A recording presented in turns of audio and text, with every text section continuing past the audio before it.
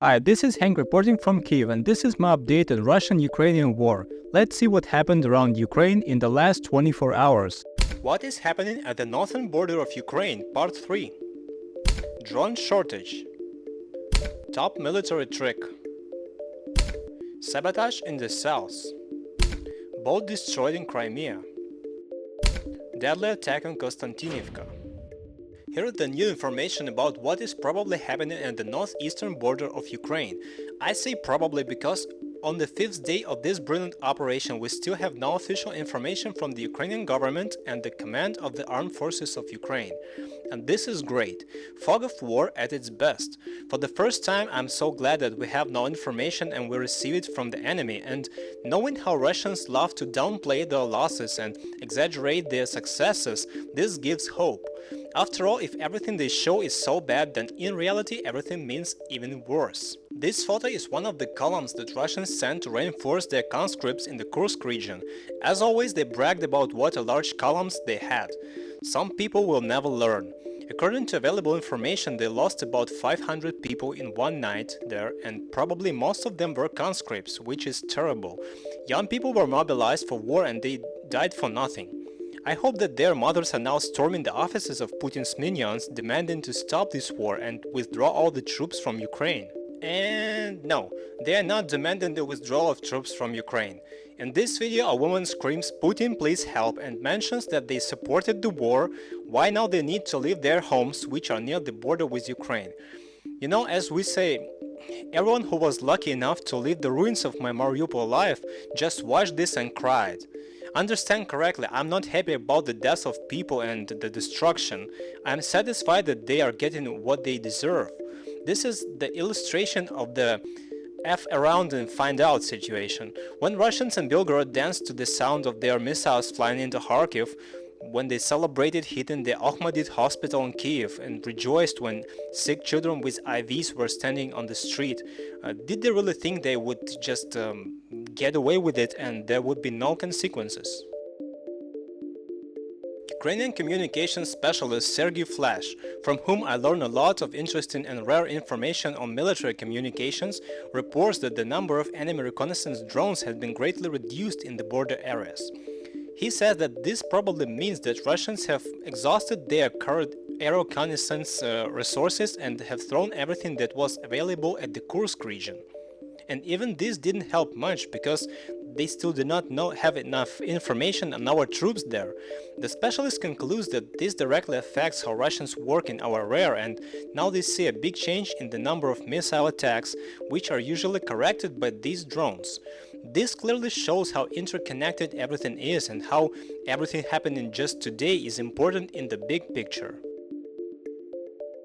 This photo shows Russian paratroopers, and this video was published by Ukrainian military with the caption, "We see you," and below this photo is a text from a Russian soldier who calls for turning off all surveillance cameras in the Kursk region because the Ukrainians are watching them.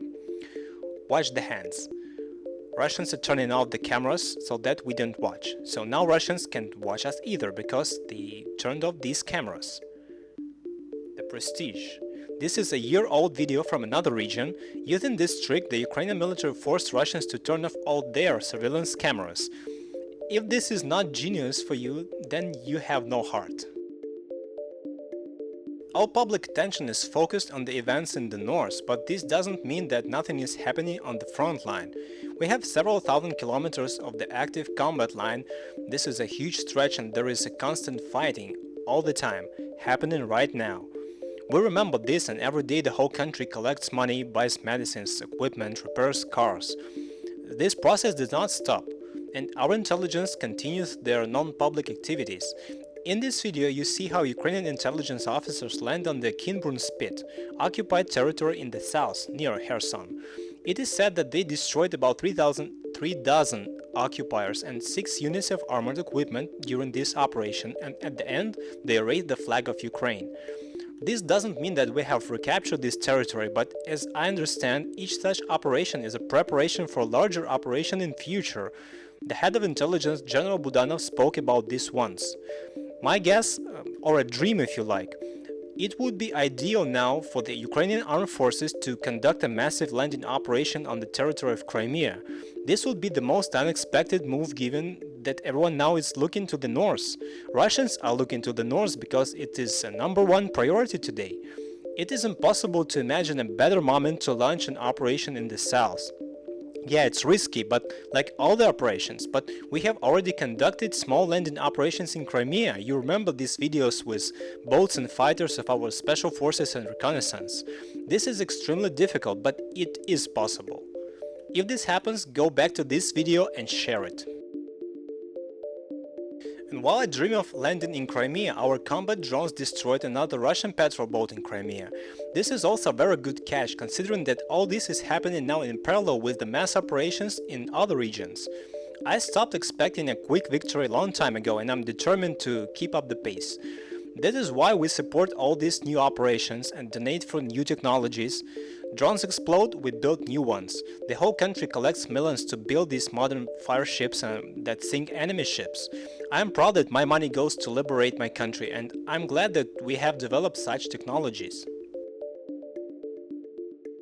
Along with the victorious news from the north, we received terrible news from the east. Russians hit a trade pavilion in Kostyantinivka, a small town near the front line, with the Iskander missile. 14 people died and 44 injured. Again and again, Russians are fighting not against the military but against civilians. I think they will never understand that this doesn't give them any results, except that we get angrier and hate them even more and donate even more for new weapons. As people who understand this more than me say, that Russians could not quickly carry out a massive attack on Kyiv now, because we have strengthened our air defense and they need to assemble a complex strategy with different types of missiles and drones to pass the defense. At the rule, a civilian target like the Ahmadid hospital. So a simple and deadly attack on a small town is something they can feed their domestic viewers. Look, we destroyed another decision-making center, as they call the places where the missiles hit. In the video you can see that this is totally a civilian place, as always.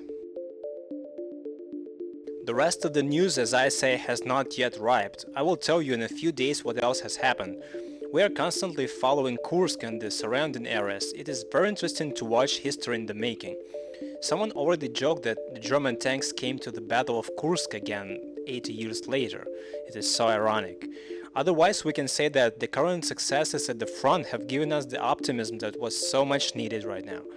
While we have the initiative, we are doing everything possible to bring victory closer so that this war ends and so that Russians, those simpletons who are now fleeing their huts and do not understand why, open their eyes and understand that the evil of the whole world is not in bloodthirsty Ukraine but in the Kremlin. And if Putin had not started this war 10 years ago, these idiots would now be living in peace and making their money on oil and not dying in the trenches. In an ideal world they would understand everything, but I doubt that that's here. This was my update on the Russian-Ukrainian war for day number 899. Take care and I hope to see you tomorrow.